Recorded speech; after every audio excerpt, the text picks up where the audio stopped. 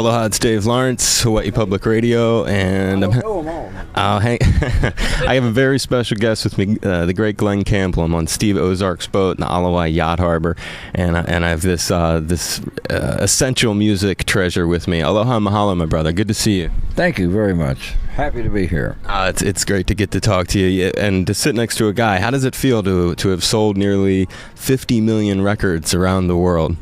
Blessed. I really do. It's You count your blessings for that? Yeah, I do. That I got the actually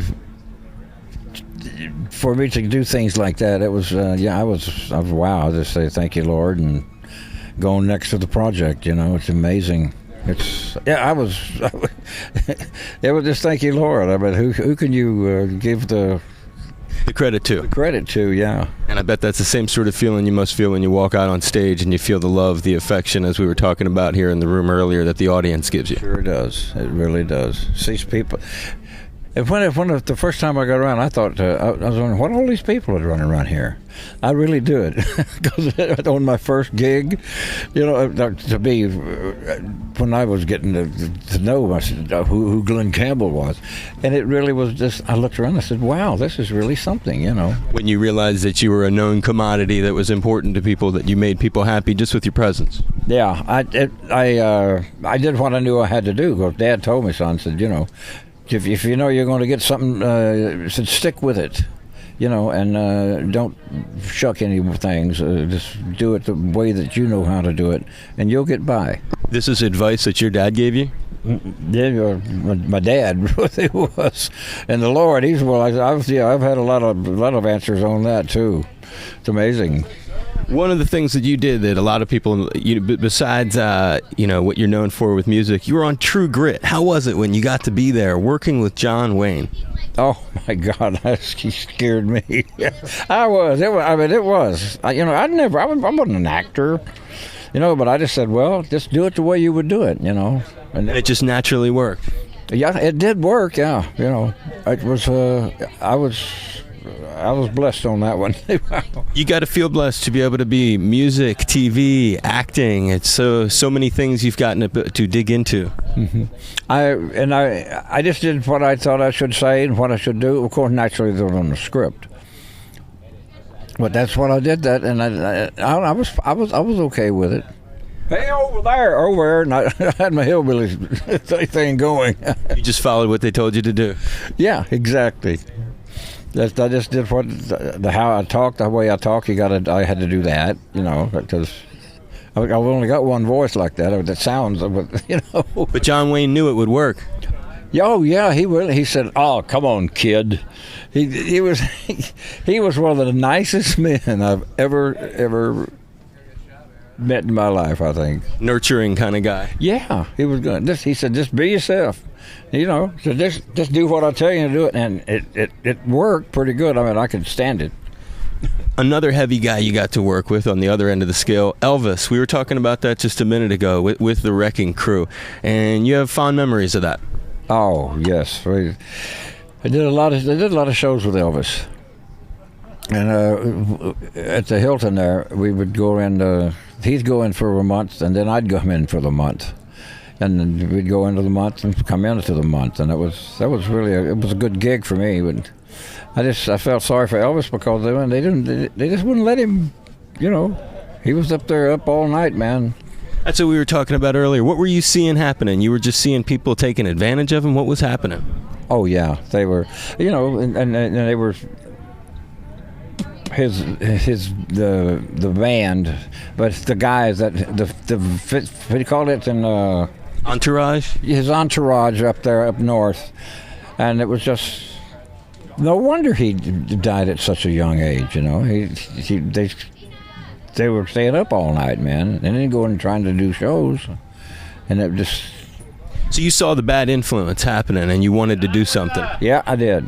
I really did. But, they're not going to say nothing. He must have had 10 or 12 guys that he called that were so-called bodyguards. Yeah. And is that what he thought of them as? Yeah. Yet they were the trouble, really? Yet they were. I would say that, yes. That is really something. When you think about you and Jimmy Webb, you made such a great team. Are you really proud to have like made such magic with that guy? Oh yeah, he flat had some good songs, boy, that I really liked. Jimmy just a great songwriter. You know what? I read that the first record he ever bought was one of your records. Yeah. Turn around, look at me. Yeah, was that it? There is someone walking behind you. Yeah, that was a great song. Turn around, look at me. That was a good song. How cool though that, and then it led to you teaming up with him, and then he would make all this magic happen with you. Yeah, that's what it led to. It really is. Oh, most played song in the millennium, Wichita Lineman. Was it?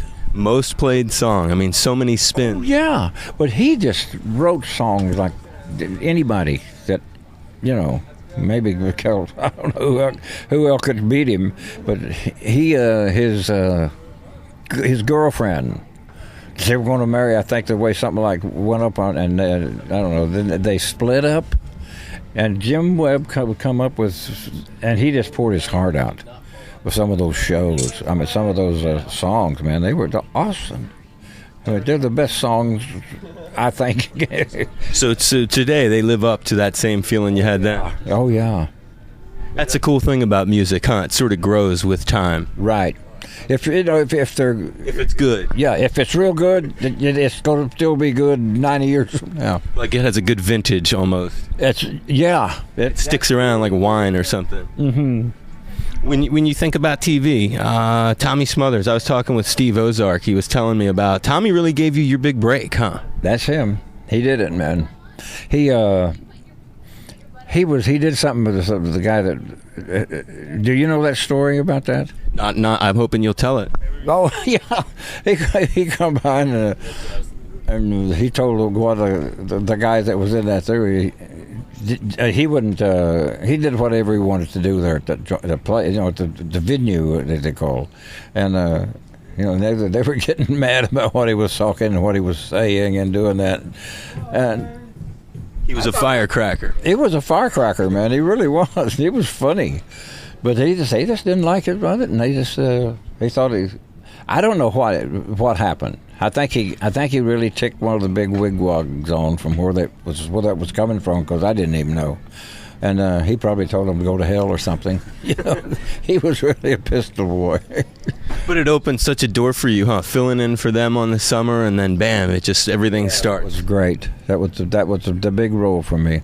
It really was. And it holds up all these years later. So it leads to the Glen Campbell Good Time Hour. Some of the musical guests, I was watching the YouTube videos. I was watching them online like last night, in fact. Ray Charles, Crying Time. Yeah. Oh, yeah, that was just wonderful, man. Oh, it's crying time, you're crying. I sang harmony with him. He could sing a harmony to a rat's rump. And you have fond memories of sitting there right next to him, huh? Sitting there communicating. I'm just sitting there grinning like a dog eating possums. Was it rewarding to you, huh? It was really rewarding to me. I actually got to sing songs with Ray Charles, man. That's cool. You have that gratitude for the experiences. Oh, I think Ray, if there's singers or people who make things out of things, I think Ray Charles is probably the big guy. Because the country Western Sound album. Have you heard that? Oh yes, I have. Oh, that was just crying time again. You're gonna leave me. He could make all of those just come to life. He had a voice. He had a sound that had a real soul. That in a lot of ways he was a pioneer. He led to a lot of other people who followed in his footsteps. But there was a parallel. You had other kinds of cats on the show too. I think of Johnny Cash. I was checking out Folsom Prison Blues too. Right. Sure he is. He was, boy, wasn't he a pistol? You were on his show more than he was on yours, it looked like. I could find more videos of you jamming on his show than you on his. There's a whole bunch of ones of you playing with him. Oh, I'd just go wherever. If they want me to go something on the show, I'd go do it, because I really enjoyed doing that. You have fond memories of him? Does anything stick out with Johnny Cash? Yeah, he was just a great guy. Great guy, and boy, when he was singing, he knew it was Johnny Cash. I understand you got to fill in the Beach Boys. There was this time Brian Wilson was not going to be there, and you got the chance to fill in for him and play bass and sing the high part for them on tour. And play bass. Yeah, I said, okay, I'll try it. No. It's a little old lady from Pasadena. Dun, dun, dun. And I've been playing the bass. I don't know if he did that as a joke but it really was truth. And because I had done that when I was doing the studio work. I got for Pet Sounds. Some of it was in Pet Sounds, I guess. I don't know where all it was, but that one that was the round, get around, I get around, round. Ooh, it was just they make me doing that.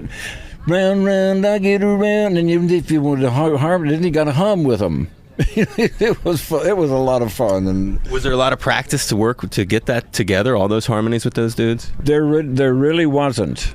If I didn't know it, we would rehearse it when we got there, because some of them guys like what's his face, that he didn't play any instruments.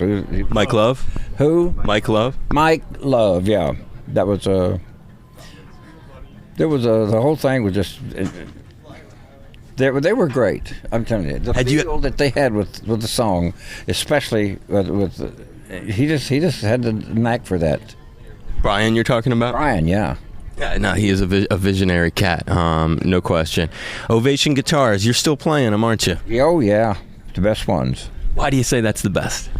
The best ones I've played. Just feels good.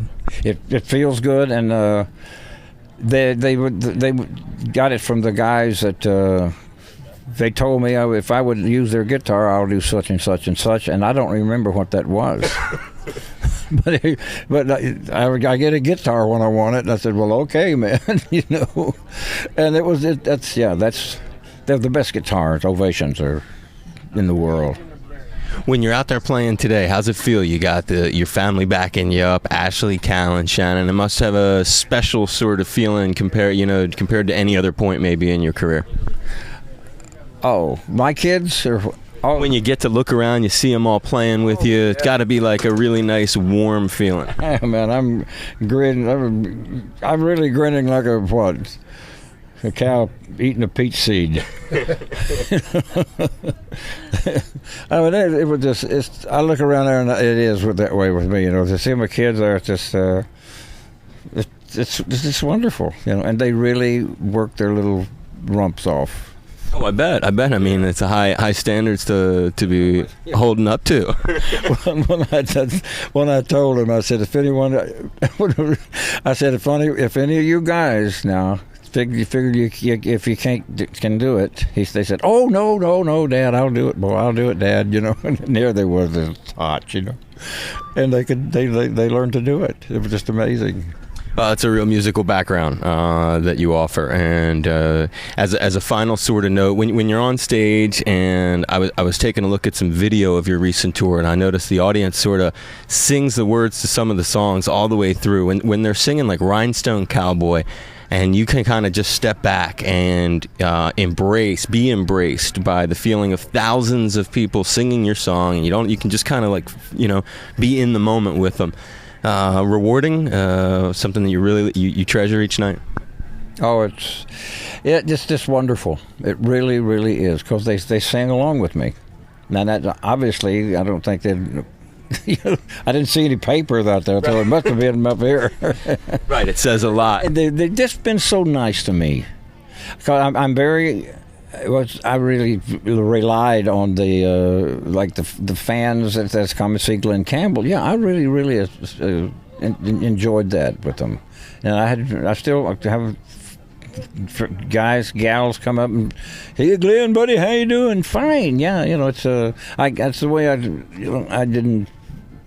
My dad told me, you play, you son, you do what is the right thing to do, and don't do any smart alecky things, stuff like that. He said to be a down-to-earth guy. That's why you're still so approachable, and that's why people have that personal connection to you. Mm-hmm. And that I was the last son, You know, I had eight boys and 4 girls, and I was the caboose. Yeah, and you know what I got, you know, get out of my way, yeah, get on. And that's why the minute that I could get out of that house, I got out of it, man, and started, and a friend of mine got me into the studios. And it just, boy, that was, and And that was history, huh? That was history, boy. I'd still love to do that. Because I'm playing with the best musicians in the world right there in Los Angeles, California, man. So you feel good about what you're doing at this point in your career?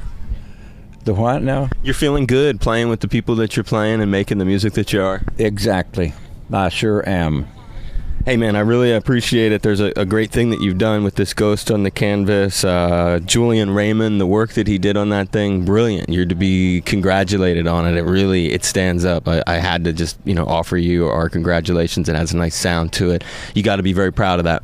Well, thank you very much, and I really appreciate it, guys. It's wonderful. I just do what I would like to do, and having the kids out there, I really enjoy it, We appreciate you taking some time. Thanks so much for doing this, Glenn. Well, you are very welcome. Thank you, man. God bless you. You're welcome. Thank y'all. Good job, man. Aloha, this is Glen Campbell, and I'm cruising with my good friend Dave Lawrence. Thank you.